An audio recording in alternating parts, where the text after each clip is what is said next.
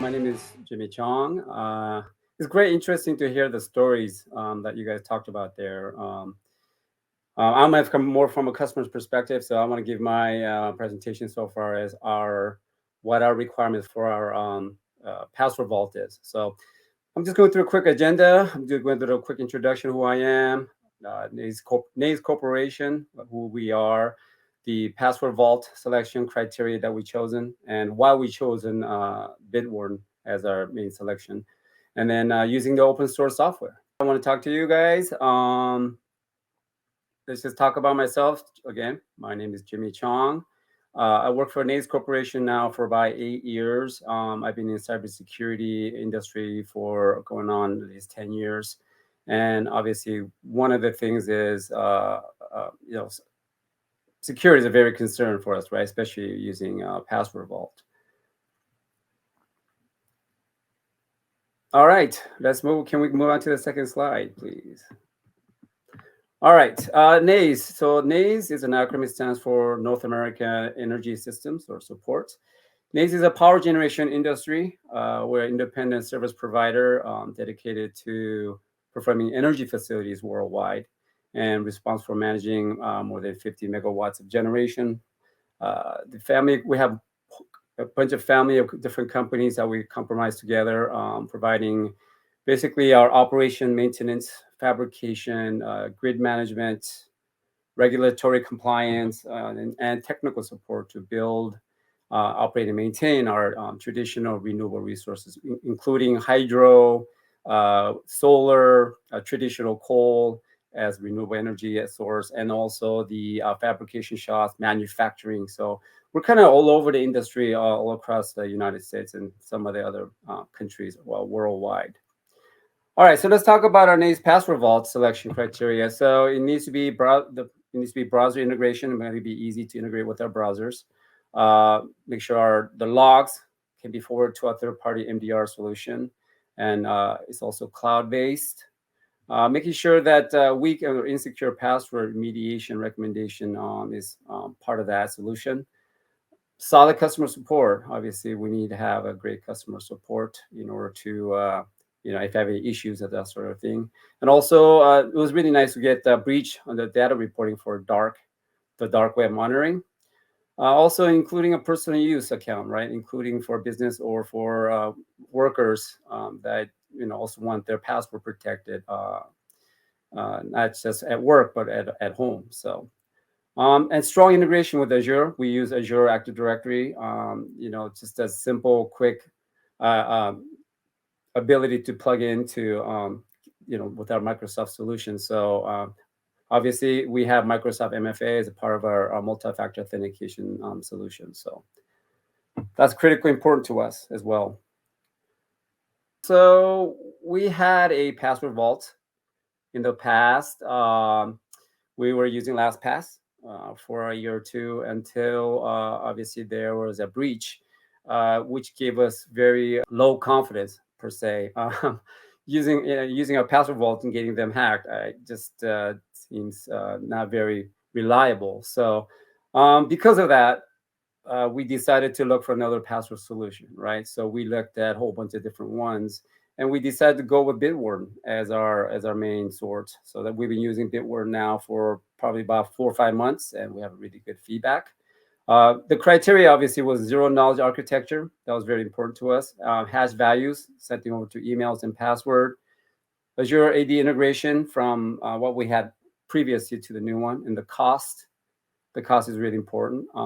The AES 256 cipher encryption, I thought that was really level of security, right? So, and that's something that we were that we want in our solution. Also, end-to-end encryption, obviously from the device all the way to the application, things like that, to make sure those are encrypted all the way through. We really like the third-party auditing, the auditing verification of the security posturing of the Bitwarden. I think that was really important that we get a third party to kind of validate that Bitwarden is doing, and making sure their security posture is sound. We also like the fact that even if it was hacked, like from the previous password vault that we were using that you guys won't even know what that is. So the data is still secure due to the one-way salted hash. And also the availability of your source code, right, online, which is reviewed by developers and other sources out there to scrutinize the source code to make sure that the any patches needed or any security holes were addressed and fixed, which is really cool to making sure that it's updated as newer threat hunters or threat people are always out there trying to break in. So, and the ability to move our enterprise account and from the LastPass into the Bitwarden using the bulk, and which was really awesome. We were able to get all of our users moved over from LastPass into Bitwarden seamlessly, just able to export the data and import it into it. So that we were really felt that was such a great solution to just that won't be such a hard time doing that as well. So that's what we've been using Bitwarden, and we're really happy with the solution so far. So all right, so let's talk about the open source software. I mean, listening to the previous conversations, we talked about closed systems, right? The big companies, and I really think that having an open source software, the ability for freedom and the flexibility, right? So that ability to access the software and able to get that public repository and use that immediately, and if they found any issues with it, you can just go ahead and just ability to patch it, right? Or to find out, like, hey, talk to other developers, say, hey, did you look at this code? It seems like there's some kind of error. So that freedom and that flexibility of open source, I think, is really valuable. And then high quality, right? So you have a whole bunch of community people looking at you, got multiple eyes looking at the code and the software. So the ability to get the community to inspire and excellence in the development, and that's really important to make sure that the quality of the code coming out of the community is sound, right?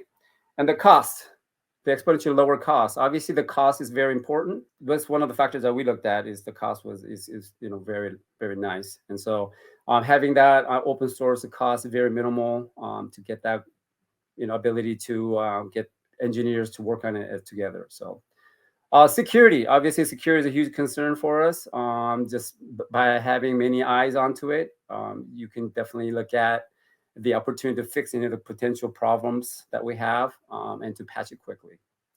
All right, the last one is innovation via the communities. Obviously, the heart of the open source is the community, and just the ability to have that's that passion, right? I mean, you're working on these projects because you have that drive, you have that passion to improve it, to make it better, and also listen to like us, the end users, the people that say, hey, can you use? It seems like you're missing SSO, right? The single sign-on, the ability to kind of get that API to integrate with our current solution, and having that innovation to have that in open source to to come up with new ideas and innovation and to get that section improved so that we can utilize that and improve the product. So I think that's really that innovation by the community, I think, is very important. If you have any questions, please let me know. Again, my name is Jimmy Chong with NAES Corporation. Thank you very much for your time and appreciate it.